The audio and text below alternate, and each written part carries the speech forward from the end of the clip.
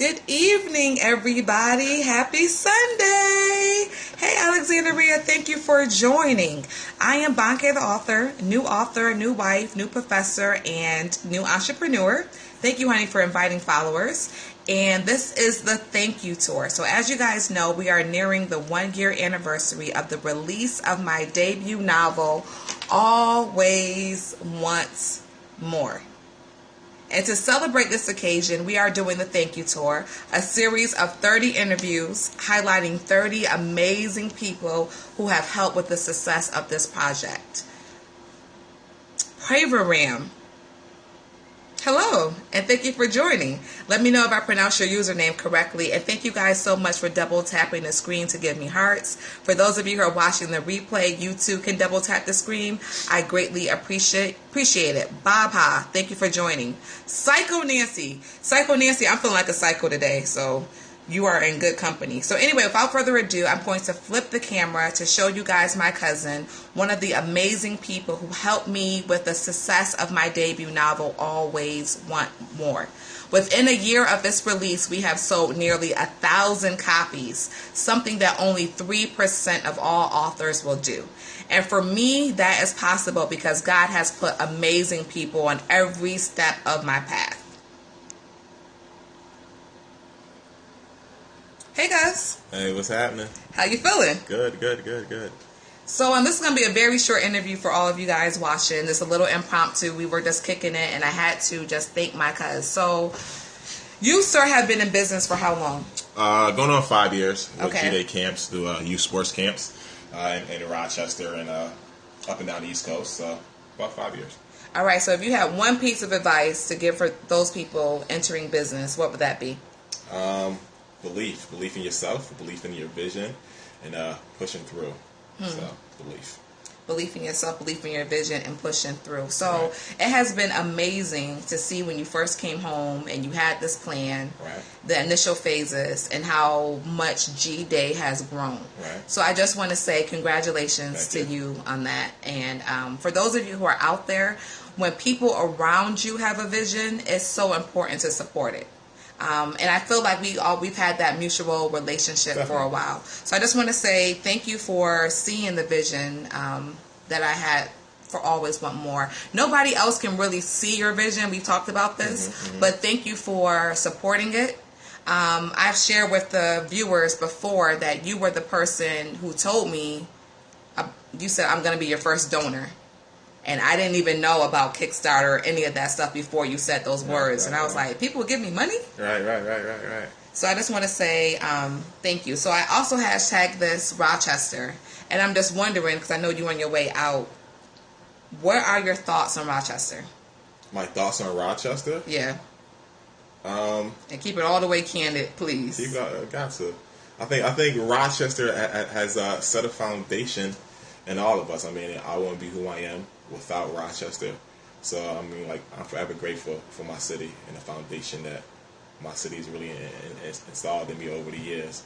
So, Rochester creates tough people, you know. So, being entrepreneurs, you have to have tough skin and really be tough to really keep pushing forward and really believe in yourself. So, I think Rochester really put that in me.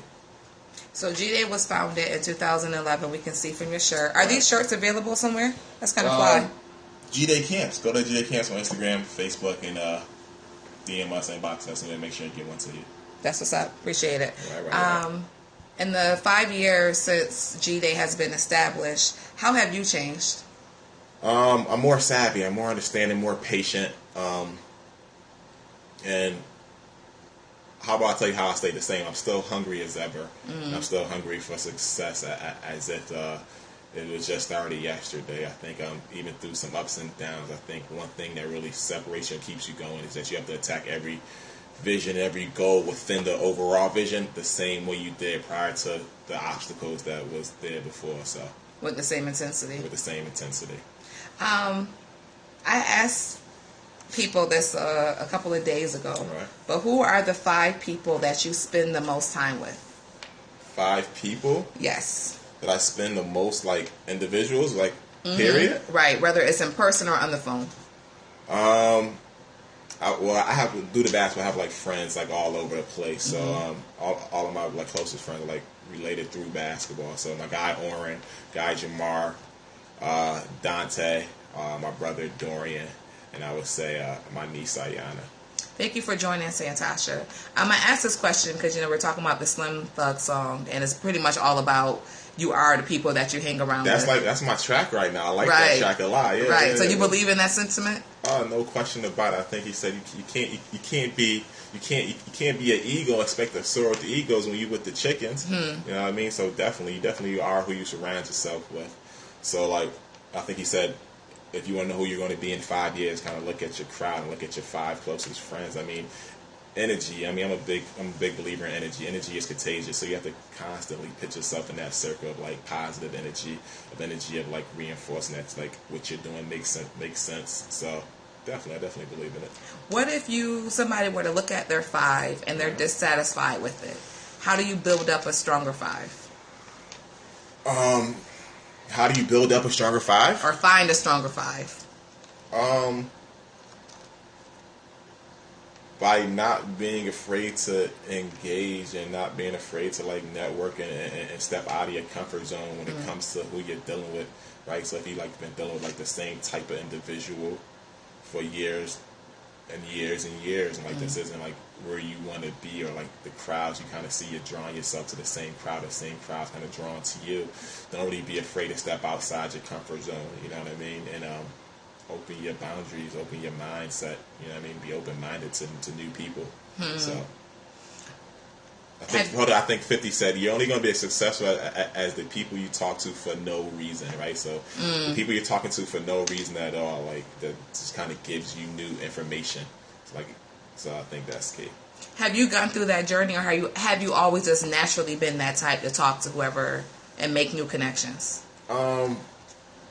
I think I've always been like the type to really, with that's not really been afraid of like networking and like being a people person. Okay. More like behind like closed doors. Though I've never like been like a super big crowd person, but I've never really had a problem like meeting and really sparking conversation and engaging other people and kind of seeing what other people think and their outlooks on different situations.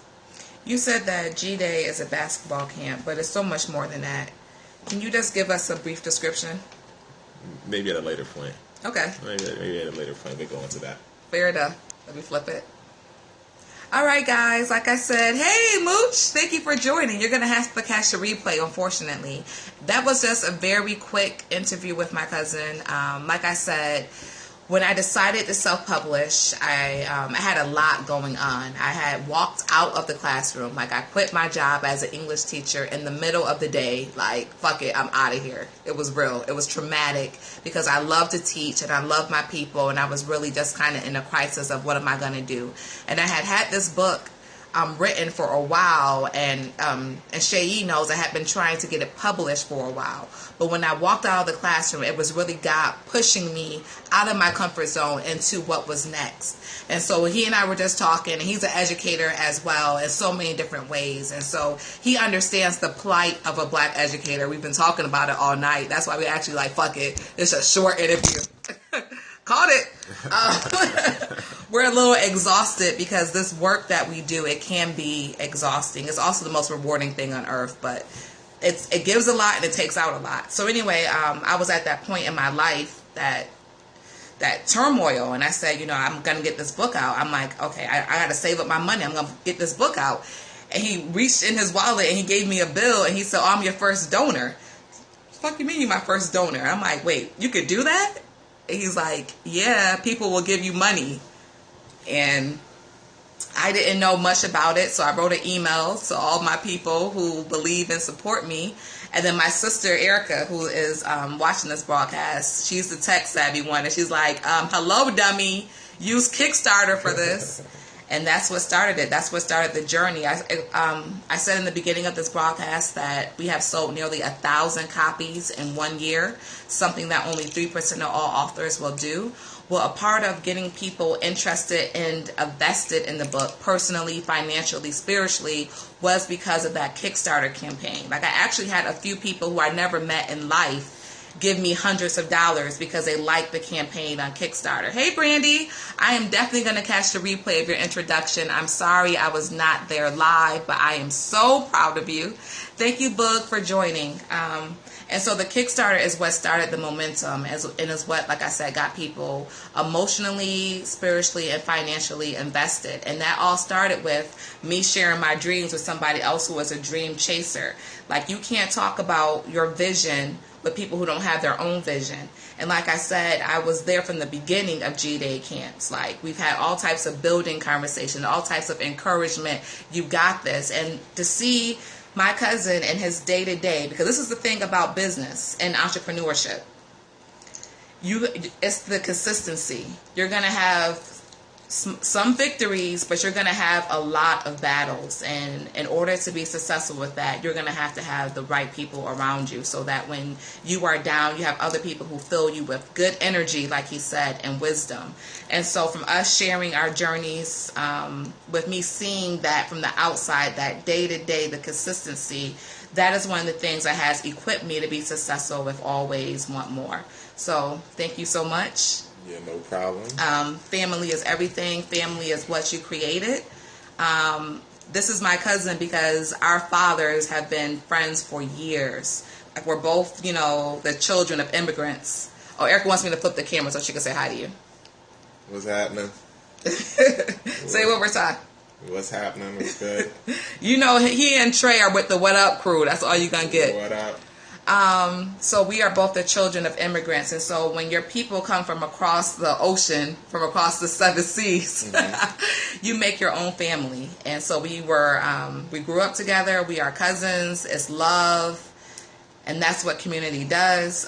Shar says, "Hey, Shay." What's up? And that's my story. So that is what Shay's contribution was to this journey, for believing in my vision, for exchanging ideas with me, for modeling what it is to be an entrepreneur and what it is to be consistent and what it is to do this work of really trying to reach the youth, many of which don't have the same sentiments as us, many of which don't know who they are, many of which will make you want to choke the fuck out of them. But ultimately, it's love. So I'm Bonke, the author, new author.